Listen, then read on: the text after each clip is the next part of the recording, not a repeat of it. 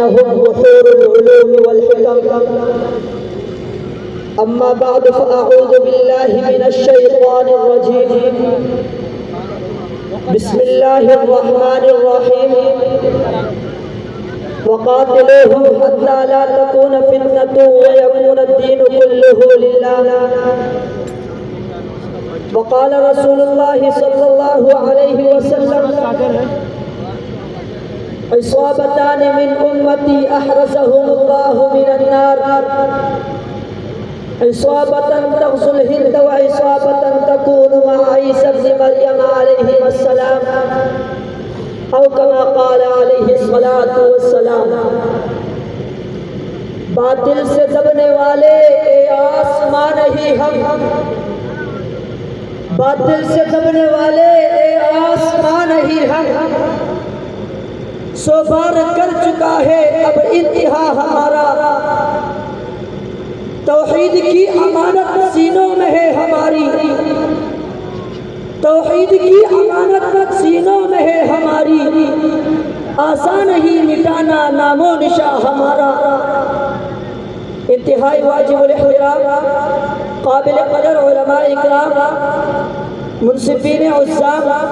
اور میرے ہم مشن مجاہدین ساتھیوں، آج میں اس پروقار محفل میں جس موضوع کو آپ حضرات کے سامنے پیش خدمت کر رہا ہوں وہ ہے غزوہ ہند. سامعین محترم، یہ ایک ایسا موضوع ہے جو نہ صرف ہمارے ایمان کو تازہ کرتا ہے بلکہ ہمیں ماضی کی عظمت اور مستقبل کے مقصود کے ساتھ جوڑتا ہے، جس کا ذکر کسی عام لیڈر نے نہیں، کسی عام سیاستدان نے نہیں، کسی عام حکمران نے نہیں، کسی عام مجاہد نے نہیں، بلکہ امام الانبیاء خاتم الانبیاء محمد مصطفیٰ صلی اللہ علیہ وسلم نے فرمایا. کہیں فرمایا یکون فی ہذہ الامتی بعث الی السند والہند. اس پر لبیک کہتے ہوئے حضرت ابو ہریرہ رضی اللہ تعالی عنہ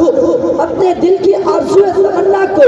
یوں بیان کرنے لگے: فإن أدرکتہ اگر میں نے کسی ایسے مہم میں شرکت کا موقع پایا فاستشہدت فذلک، اور میں اس میں شہید ہو گیا تو ٹھیک. وإن أنا رجعت، اور اگر میں غازی بن کر واپس لوٹ آیا تو ابو ہریرہ فرمانے لگے: وأنا ابو ہریرہ محرر قد أعتقني من النار، تو میں ایک آزاد ابو ہریرہ ہوگا جسے اللہ رب العزت نے جہنم کی آگ سے آزاد کر دیا گیا ہوگا. کہیں پر قائد المجاہدین وعدنا رسول اللہ صلی اللہ علیہ وسلم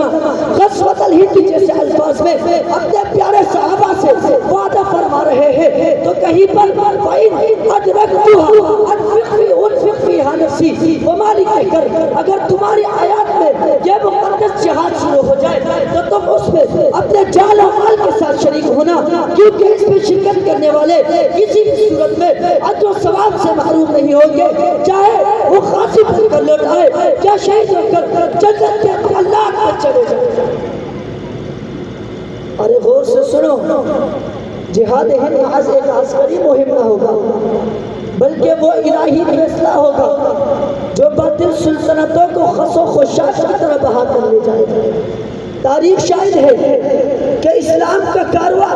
ہمیشہ تلواروں کے حسین امتزاج سے آگے بڑھا ہے.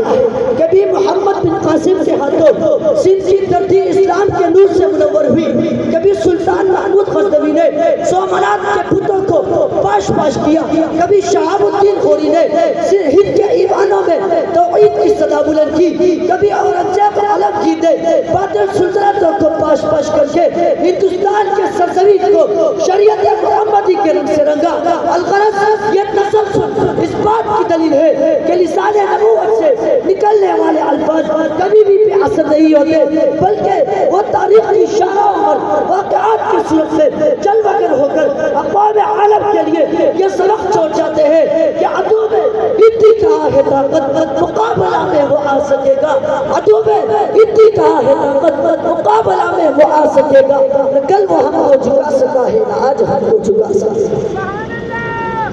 سامعین محترم، لسان نبوت کے یہ الفاظ سن کر کہیں ٹیپو سلطان جہاد کے روح کو زندہ کر رہے ہیں تو کہیں پر شاہ ولی اللہ محدث دہلوی ملت کو بیداری بخش رہے ہیں، تو کہیں پر غازی بابا عالم کفر کے لیے ڈراؤنا خواب بن رہا ہے، تو کہیں پر حذیفہ معاملہ اور عادل ڈاٹ دشمنوں کی صفوں میں لرزت طاری کیا ہوا ہے، تو کہیں پر یوسف زدانی کی شہادت، تو کہیں پر افضل فلو کی شہادت، تو کہیں پر سید احمد شہید اور شاہ اسماعیل شہید کے قافلے اٹھے، جب ان کو بالا کوٹ کی زمین پر شہید کر دیا گیا تو ان کا خون چیخ چیخ کر پکار رہا تھا کہ ابھی ان کا جہاد باقی ہے، تو کہیں پر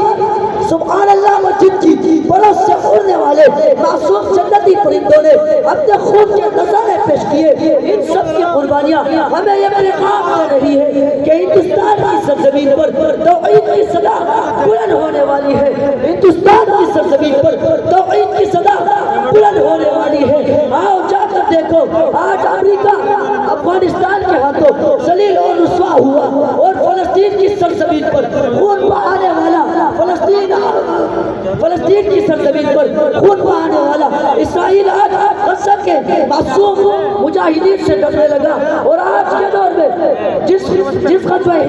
پیشن ہوئی رسول اللہ صلی اللہ علیہ وسلم نے دی، اس پر لبیک کہنے والے جیش محمد کے صورت سے نظر آتے ہیں۔ اٹھاؤ شہداء کی فہرست جنہوں نے اپنے آپ کو قربان کیا، ان سب کی شہادت ہمیں یہ پیغام دے رہی ہے، اے انڈیا، اے مودی، تمہاری ایمانیں لرزنے والی ہے، تمہاری طاقتیں نکلنے والی ہے، تمہاری زنجیریں ٹوٹنے والی ہے۔ ہر شاعر بھی کیا خون فرماتے ہیں۔